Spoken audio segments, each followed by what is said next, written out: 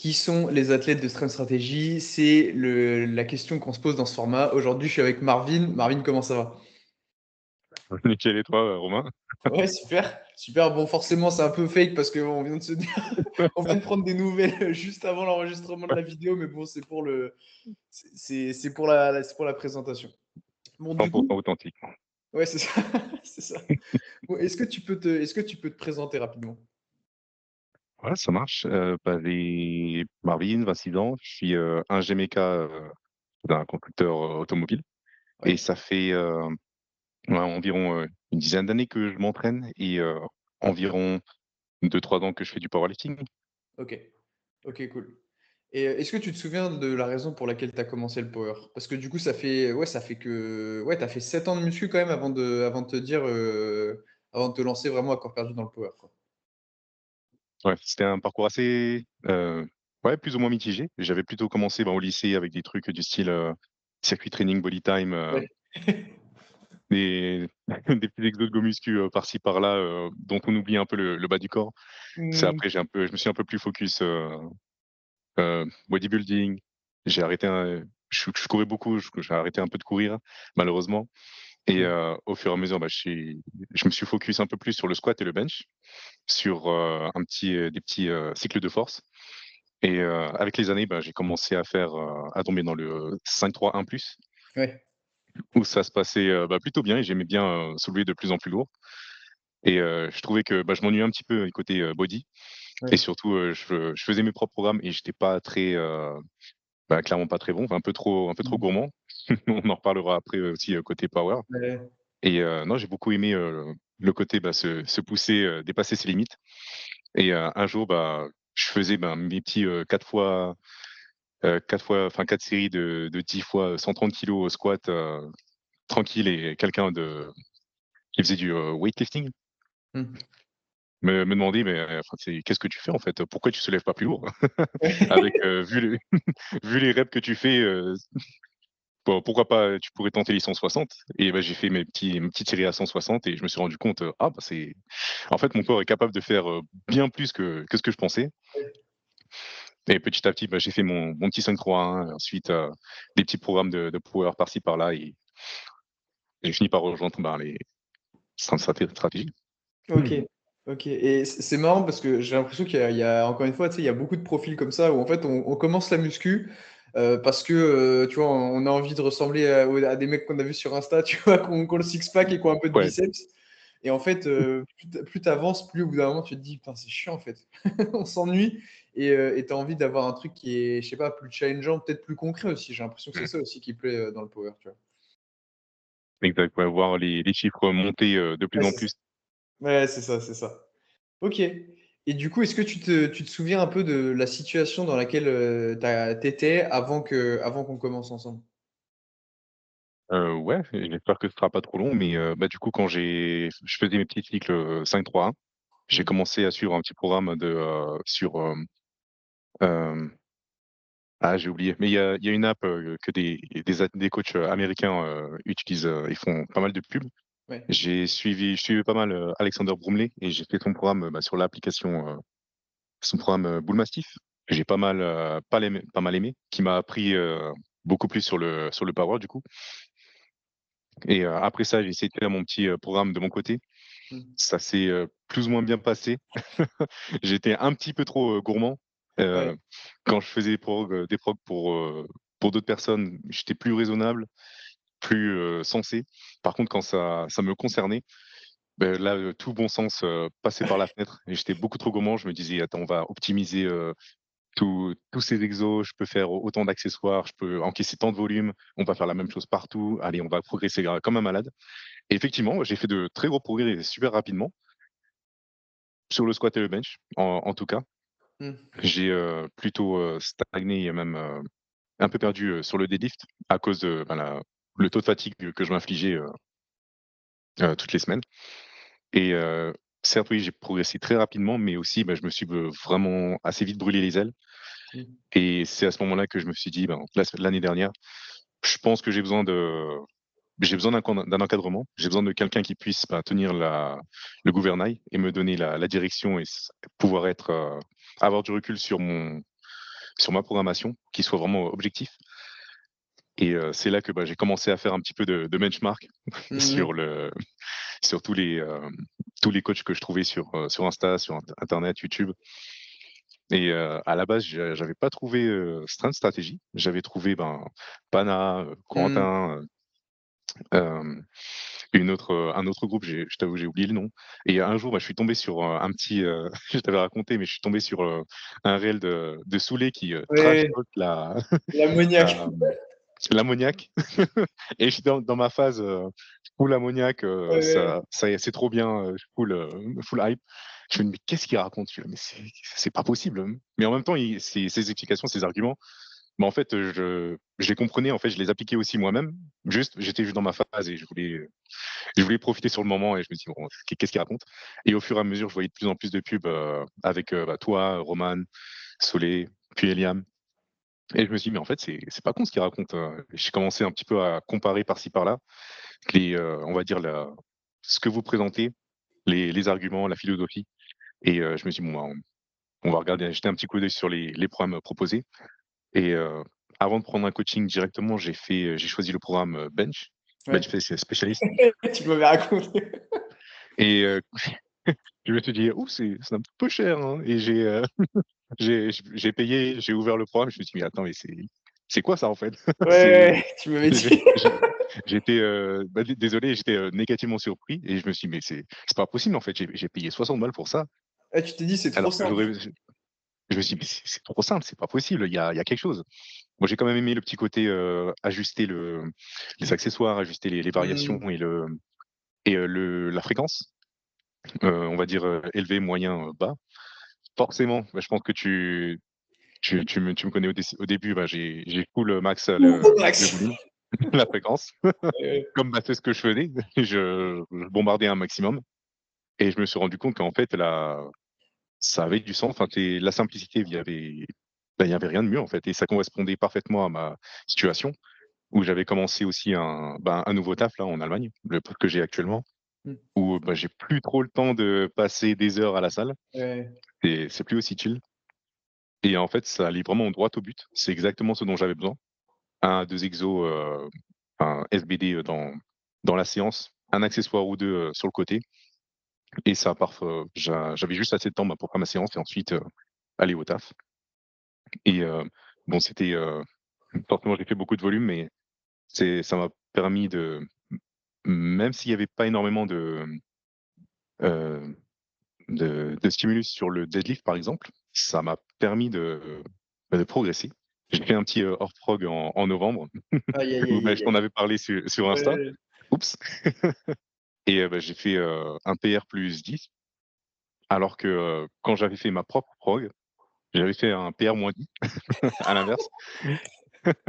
À cause de la fatigue, je gérais très très mal la fatigue et la récup à ce moment-là. Alors que là, c'était simple. Il y avait juste assez de stimulation et j'avais assez de temps pour récupérer.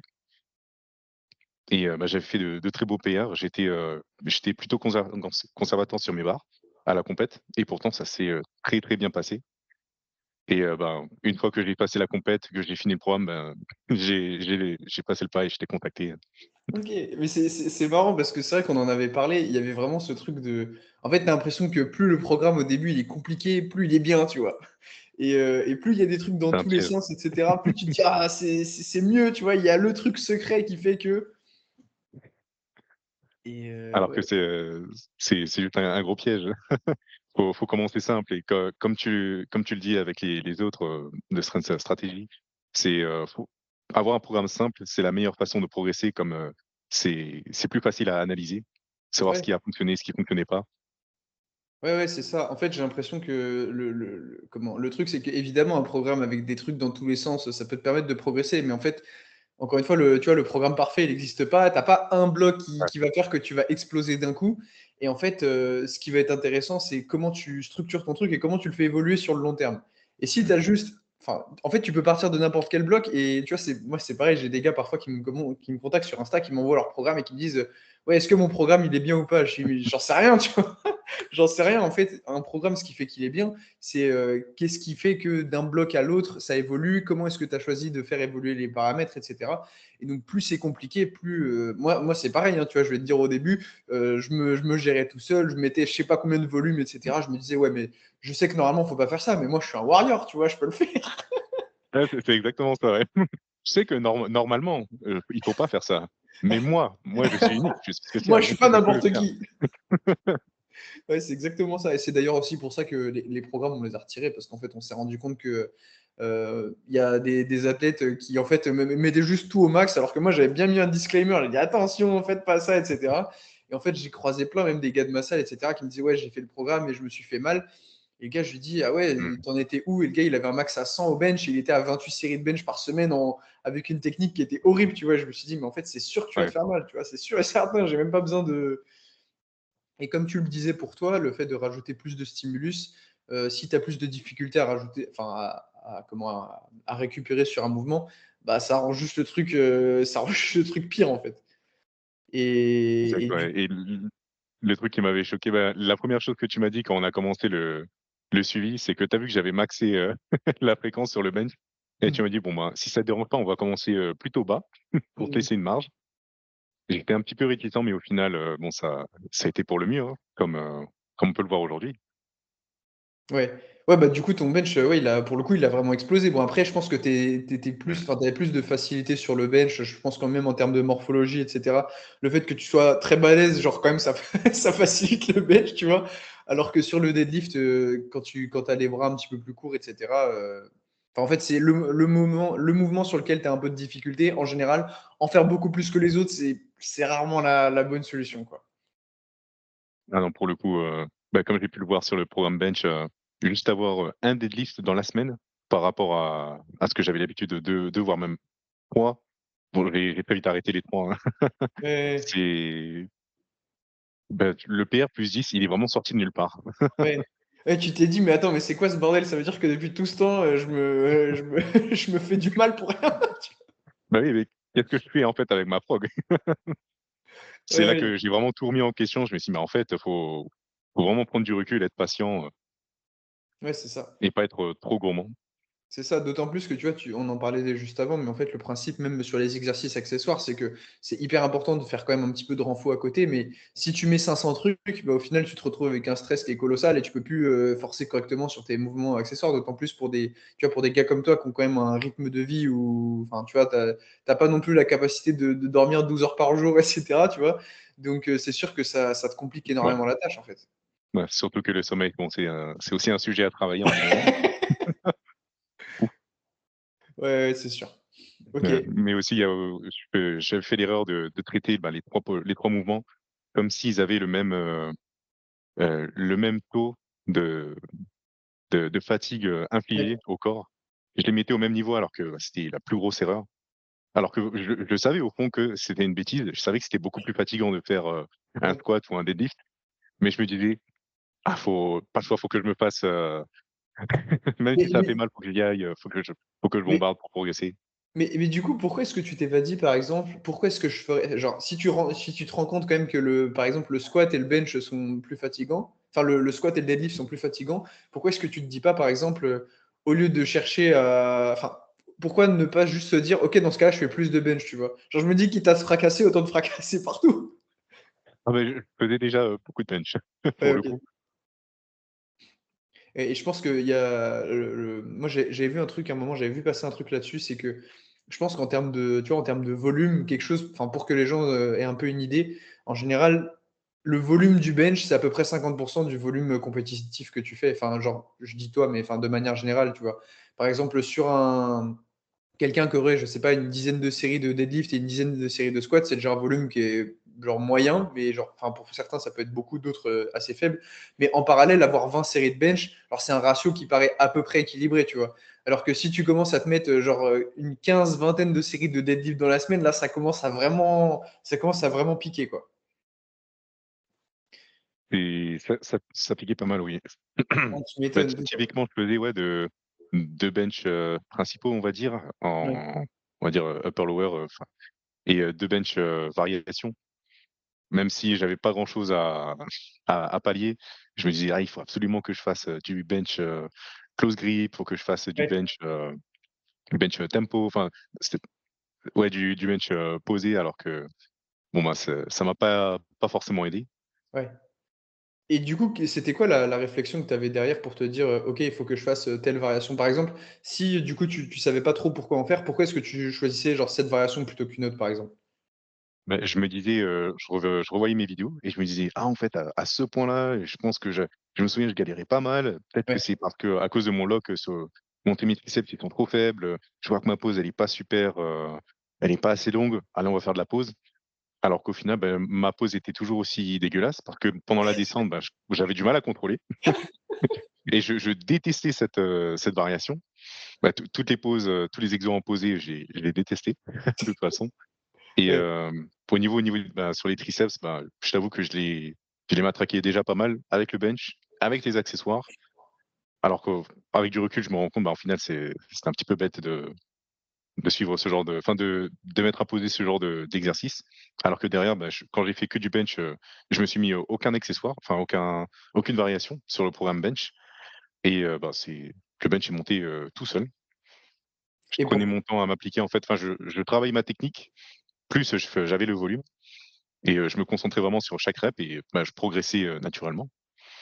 mais à ce moment-là, pourquoi est-ce que tu as pas mis genre ta petite variation exotique, genre le petit truc en plus pour te dire: «OK, cette fois le programme il est beaucoup mieux parce que j'ai mis ça», tu vois?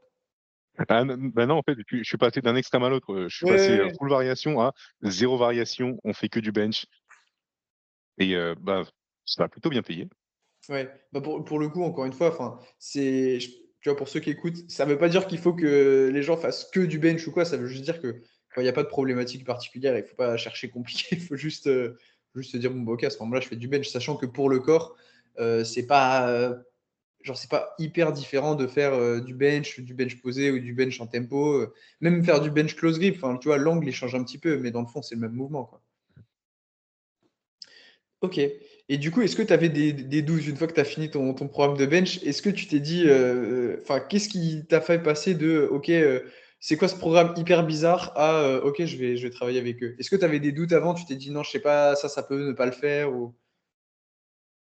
Bah, j'avais de gros doutes vu le manque bah, d'exercice, de volume, de séries, d'intensité. Je me suis dit: «Mais c'est pas possible». Enfin, je t'avoue que j'ai eu un gros doute même pas après avoir payé. Je me suis dit: «Est-ce que je le fais ou pas?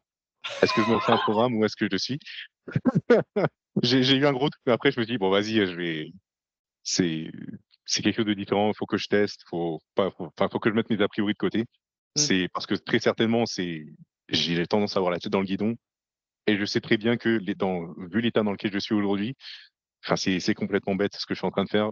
On va OK. apprendre des autres, on va mettre son ego de côté, on va apprendre, de gens dont c'est le taf et ils n'ont pas fait ça pour rien donc je me suis lancé en maxant bien sûr ma fréquence. Ouais. Et bah, je me suis rendu compte que, ben, niveau récup déjà, c'est beaucoup mieux. Je me sentais pas, complètement, déglingué à la fin de mes séries et à la fin de ma séance. Je me sentais, beaucoup mieux. Heu, j'arrivais mieux à me reposer, à mieux récupérer. J'étais satisfait même de la quantité de séries. J'arrivais à me donner, beaucoup plus et c'était, en fait beaucoup mieux dosé que ce que j'aurais fait. Comme j'étais moins fatigué, je pouvais me donner, beaucoup plus et Ouais, ben, progresser, plus rapidement. Après, ce qui me manquait à la fin, c'était plutôt les retours techniques ouais. et je me suis rendu compte qu'en revoyant mes vidéos, temps de préparer un peu l'interview, je me suis rendu compte que, ben, mes anciens max, quand je regardais, enfin, quand je vois les commentaires que je me laissais, quand je voyais les vidéos, bah, en fait, je vois, bah, en fait, j'ai les fesses qui décollent un peu. Je vois que je suis pas très stable, je vois que je Mmh. suis pas bien du tout, je suis pas serein et ben, entre-temps, ben, Romain est passé. Il a tout retapé mon bench de A à Z. Il m'a il m'a appris le leg drive, il m'a tout appris et au final, ben, je suis passé à la base, je faisais, 120 kilogrammes, puis ensuite j'ai fait le programme bench.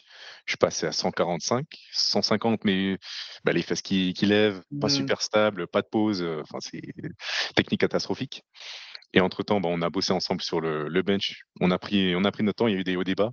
Ouais. Mais ce matin, enfin, il y a au dernier bloc, j'ai passé 3 fois 150, plutôt pas mal. Bon, les pauses étaient encore à voir.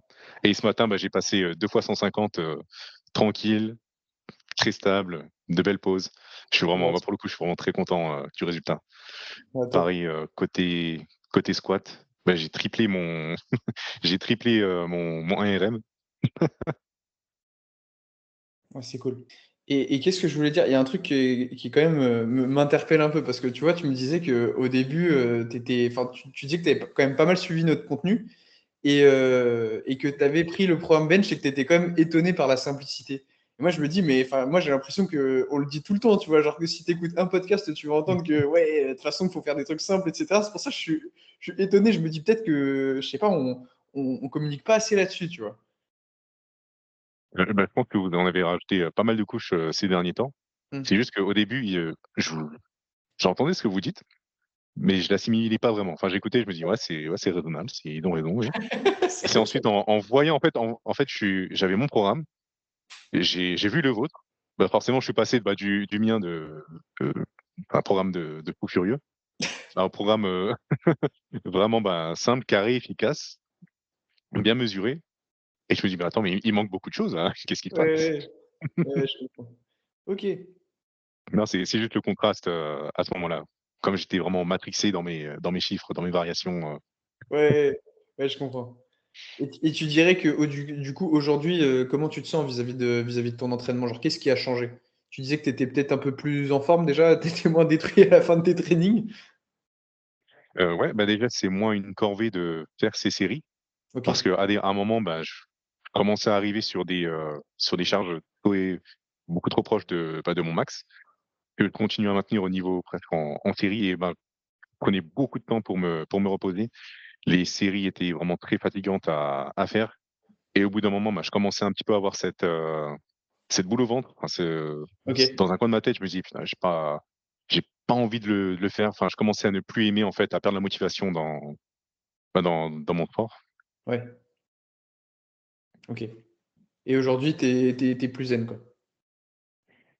Ah oui, là, maintenant, c'est devenu mon taf. Je fais mes séries, je remplis mon carnet, Mais en je plus, prends mes petites vidéos.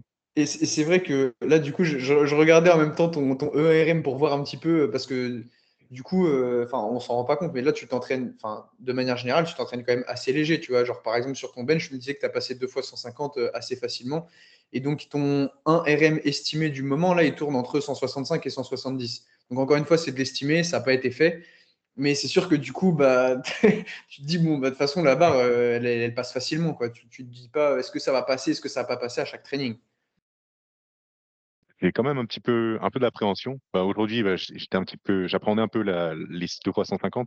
Je Ouais. savais que je l'avais fait, je l'avais passé 3 fois 150, au dernier bloc, mais j'avais quand même un petit peu d'hésitation. Je savais que ça allait bien se passer parce on a plutôt bien bossé là-dessus. Mais au fond de moi, je me dis: «Ah, il y a peut-être que j'ai pas assez bien dormi, j'ai pas assez bien dormi ces derniers temps, peut-être que ça va pas passer». Mais au final, c'est passé, mais tellement crème, je suis vraiment très content. Bon, c'est pas non plus un RP aussi. Mm. J'aurais aimé, mais du coup, semaine pro, je vais prendre un petit peu les 155, comme c'est des charges dont j'ai pas l'habitude. Ouais. Il y a un peu cette barrière mentale, du coup, à me dire: «Ah, mais ça fait beaucoup là, non?» Ouais, je vois ce que tu veux dire. D'autant plus que, enfin, moi, je sais que ça m'est arrivé aussi. Si tu bugs vraiment quand il y a des barres sur lesquelles tu es jamais arrivé et qu'elles passent facilement, tu te dis, mais attends, il y a un problème là. C'est que du coup, vu qu'on s'entraîne, ouais, enfin, pas très enfin, pas proche de l'échec, clairement, sur les mouvements de compétition, quand tu arrives sur certains formats, et cetera, tu te dis: «Ouh là, la barre, j'appréhende un peu», et tu la pousses, tu te dis: «Attends, mais il y avait que ça», enfin, tu te dis: «En fait, j'aurais fait tout un plein pour pas grand-chose», quoi. Mmh. Mais pour le coup, c'est ça que j'aime aussi avec la Bataprog, c'est que je sais que ça a été bien fait, je vais pouvoir la passer avec plus ou moins de difficultés, mais je sais que c'est faisable. Ouais, C'est pas un programme brûle-tête où qui a des risques de complètement échouer, de me blesser, de me manger le sol. Je sais que je vais m'en sortir. Ça va pas être aussi fatigant, aussi déprimant qu'avant. ouais. Donc non, je suis plutôt content, je suis plutôt optimiste avec la preuve. Bah, le truc, en fait, surtout, c'est que évidemment, tu vois, de temps en temps, il faut se challenger. Tu peux pas non plus rester submax tout le temps, parce que sinon, bon, Mmh. bah, de toute façon, quand tu vas arriver sur des charges lourdes, parce que bon, c'est quand même le but du power, hein, c'est d'être bon sur un RM, mais, mais ouais, enfin, t'es plus confiant, quoi. T'es plus confiant et puis t'es moins crevé. C'est Ok. ça. Bah, c'est pour le coup, j'ai beaucoup aimé, et à un moment, je crois, il y a 2 blocs, sans m'en rendre compte, j'ai vu qu'on avait passé déjà mes 1 RM et j'ai dû revérifier mes notes pour voir: «Ah bah si, en fait, sans m'en rendre compte, j'ai déjà passé mes 1 RM, Mm. tout en douceur.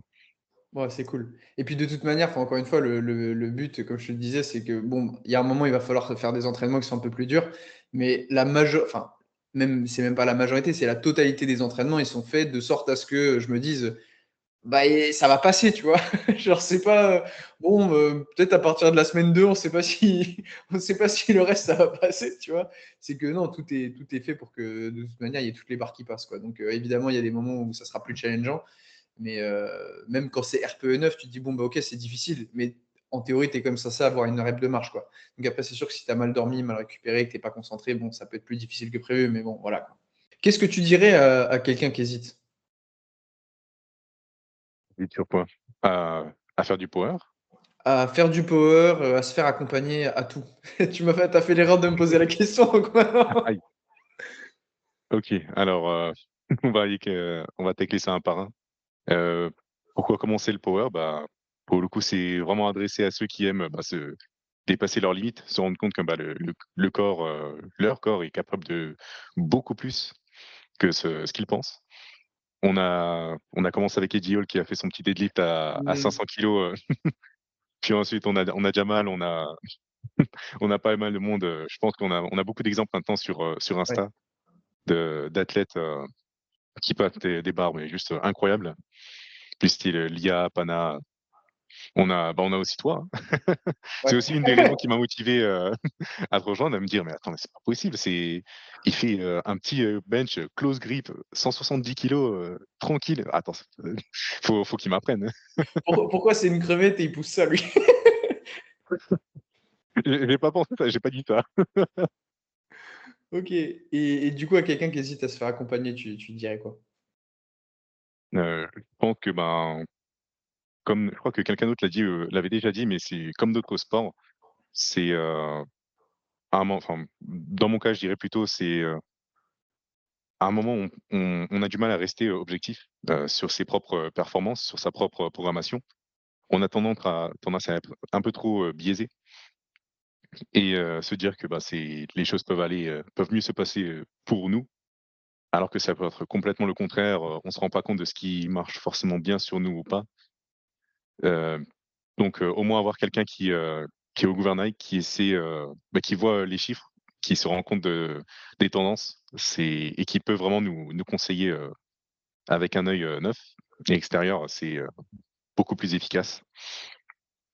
Ok, top. Et je dirais surtout, en général, avec le power et surtout, plus on avance, c'est surtout d'être patient et surtout, techniquement, de bien s'appliquer, de vraiment se concentrer, mettre de l'intention dans chaque répète pour que chaque répète compte et que, bah, on travaille vraiment sa technique et pas qu'on fait ça à l'arrache et au final, on commence à prendre un pattern complètement différent et un peu random qui est pas efficace et qui peut mener éventuellement à un échec ou, à des blessures.